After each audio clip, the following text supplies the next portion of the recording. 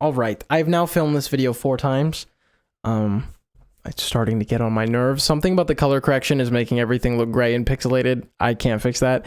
And also, I keep messing up my words. I'm not conveying what I want. Today, I'm going to tell you about my experience with content creation. Instead of trying to give you directions on how to do it or anything like that, I'm just going to tell you what worked for me. If you don't know who I am, hello, my name is Dom. I'm a full-time content creator. I've been fully self-employed off content creation for the last year now, which is crazy to think about. And today I will be telling you about my experience. My credentials are that I have just under 130,000 followers on TikTok. I have well over 50 million views on the platform. I am a Twitch affiliate. I average 40 to 50 viewers per stream, and I am in the top 1.2% of creators on the platform. Also, I've been featured by Spotify for my music. I've been featured on their hand-curated playlists twice.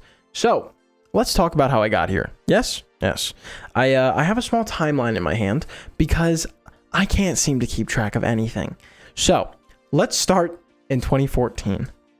In 2014, I was on a little app called Vine. I had 15,000 followers on Vine at 14 years old. I was debatedly way too young to be caring that much about numbers, and it actually put this instinct of finding my value in numbers into my head at such a young age. Extremely unhealthy. In 2015, I was a featured creator on YouNow. If you guys don't know what YouNow is, it was this strange live streaming platform, a lot like Periscope, and it was something. I was a featured creator on there somehow, some way. In 2016, I started making music. When I first started making music, I was just making music with my friends. I was recording off of a microphone on Apple headphones, and it was just for fun. And I would, I would make these dumb instrumentals, and my friends would like sing or rap or whatever on them. Keep in mind, we were 16 years old. And as time went on, I was like, no, don't do it that way. Do it this way. Don't do it that way. Do it this way. And instead I was like, you know what? Let me do it. And as time went, I realized I really enjoyed being the artist on the song more than the producer. And so things switched, and that ended up working. I had 2 songs on SoundCloud that are long deleted and will not be named, that had like, one had 600,000 listens, one had 400,000 listens in the span of 1 year in 2016. They are long gone, and they will never be heard again. But yeah, that was my first break with music. SoundCloud is kind of the TikTok of music, in which you can get a lot of listens and people still have no idea who you are. So in March of 2019, I believe, I started releasing my music on streaming services. Let's not get ahead of ourselves though. In 2018, I left for college. I was going to get my bachelor's in digital marketing and advertising. I made little TikToks every now and then on just like an account that was just under my name. Nothing crazy.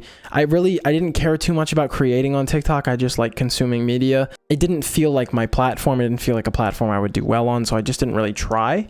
And then in 2019, I just made a fun little TikTok about mixing pre-workout with my coffee. And then it was just like a cut off scream video pretty much. And that video got 5.7 million views. I didn't really know what to do with that kind of momentum, so I did nothing with it, and that account died really fast.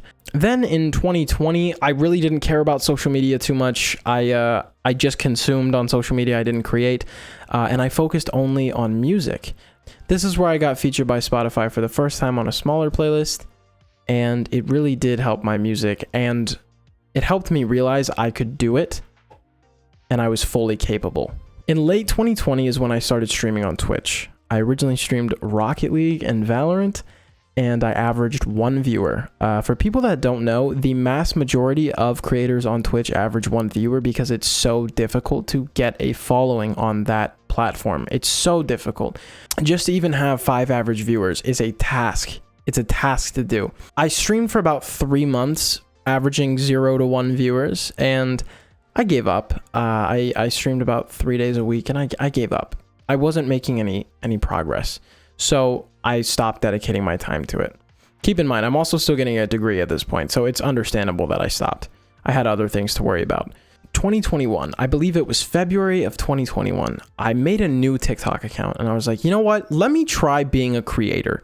So I made this account where I didn't tell any of my friends. In fact, I blocked all of my friends on it. When it had 0 followers, 0 videos, 0 anything, I blocked all of my friends on it. And I was like, Dom, you are going to make this an account where you can just do whatever you want. It's going to be a quantity account. It's going to be a secret account is what I called it. It ended up not being a secret account because within a week, I had 5,000 followers. I just made a couple TikToks that worked. And I realized that my gimmick wasn't this gym content that I kept trying to do on my other account that I stopped using. I realized it was that I could be really funny in a really short amount of time. And so my Vine instincts kicked back in and I just started making 15-second videos telling stories about my life. If I was negative, it was in a joking way. I know misery loves company, but I never wanted my platform to be this negative platform. I would hate that. So if I'm negative, it's never at the expense of others, and it's usually very lighthearted. So with that in mind, I started kind of farming impressions a little bit with some videos. I realized it's very easy to farm impressions on TikTok. I had one video that got 6 million views for absolutely no reason, because I was farming impressions. If you don't know what farming impressions means, I would look it up. I don't want to try to describe it because I'll probably do it wrong. From my standpoint, farming impressions means making content that encourages people to interact with it without even realizing they're doing it. So even if they don't like a video per se, they'll still interact with it with a comment telling me why I'm wrong. That's farming impressions. As I'm doing this, it's getting old. I was always so scared to go live on TikTok because I had done that in the past on YouNow, Periscope, and it had almost felt like it was coming back to haunt me. Like I was like, I'm past that, blah, blah, blah, blah, blah. But no, I started going live on TikTok, and though it didn't bring in a following, it brought in a lot of interaction. Mid 2021, I started going live every single day on TikTok. It was kind of a disaster when I look back at it. It was a dumpster fire. I didn't understand why I needed moderators and all that, and now I understand why I did. I ended up getting doxxed and having my address leaked, and it was a disaster. I would average anywhere between 60 to 100 viewers per live, and now my lives are between 200 and 1,000. I've had 2,000 viewers on a live before. That's the highest I've ever had. What do I do on my lives? Fucking nothing. Oh, I dropped it. Oopsies. I do nothing on my lives. I talk. That's why I'm telling you my experience with social media, because when I look back at it, sometimes I'm like, I don't really know how I got here either, but I know that I worked for it. In late 2021, I made the realization with some viewers on a live on TikTok that I could just be going live on Twitch instead. I had a whole ass PC set up. I loved playing video games.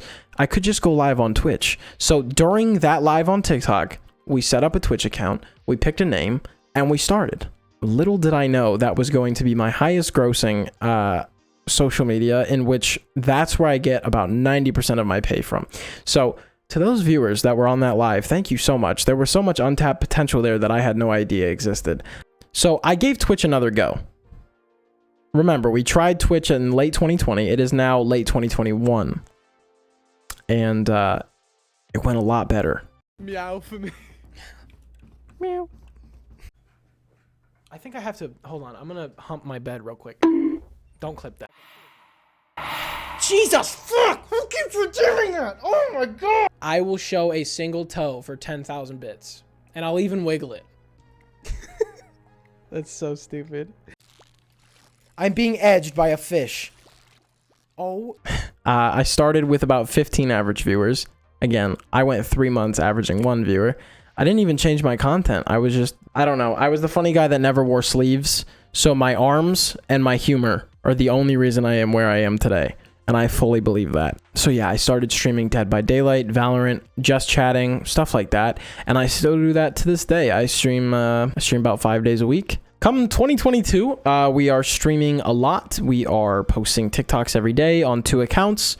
And we're taking sponsorships. just a little extra money on the side. I never took a sponsorship I didn't back. I got a lot of sponsorships that I would have made a bag off of. Specifically, there was one for a dating app that offered me $5,000 for like 3 videos across a month. And I turned it down because I hate dating apps. And I do, as someone who does speak about mental health a lot on quite a few different platforms, I do believe dating apps are terrible for your mental health. So I declined it because it was also like a predatory app. And I just don't know financially if that was my best decision. Morally, I feel great. So anyways, 2022, we started taking sponsorships, and now we focus on live streams and consistent content. So YouTube is definitely my newest platform. I don't have any form of a following on here. I'm still very new to YouTube. Now, you know, I kind of forgot about this. I had a YouTube way back in the day. This is a tangent, by the way. I had a YouTube way back in the day where I would show people how to do card tricks. And one video had about 130,000 views. This is on old school YouTube, where it is very difficult to get views. I had 134,000 views on one and 690,000 views on the other. I remember this vividly. They are not out there anymore. That was a strange time. That was what, 20... That was 2009 that happened, now that I think about it. That's disgusting. I should not have been on social media at 9 years old. And I should not have been seen by nearly 1 million people at 9 years old either. I guess you live and you learn, I guess. Oh, there goes my focus. I just wanted to tell you kind of where I came from. I would say one final thing that I skipped out on in this little timeline of events is the reason I started doing TikTok lives was because at the time I was working on a coffee shop that was paying me $7.25. I could not make my rent. I wasn't able to work full time because I was also a full-time student. And it was so frustrating. So what I did was I would go live. I would make about $10. I would get off and I would go get food, whether it be groceries or a meal. That's why I started going live on TikTok. And then it started doing better. You don't make millions of dollars on TikTok live, but you can make a couple $100. In fact, it's better paying than the creator fund. I'll tell you one thing. With someone who has over 50 million views, I have made about $750 from the creator fund. It's a robbery. Think about how YouTube pays their creators for 1 million views. 50 million views, $700. Crazy. Anyways, that is my story. This is not what I usually post. You can check out my channel if you are new. I usually post very, very different content. You can find me on Instagram. You can find me on Twitch. You can find me on Spotify, Apple Music, whatever you're feeling. So thank you for watching, and I hope this helped in some way. All right. Adios.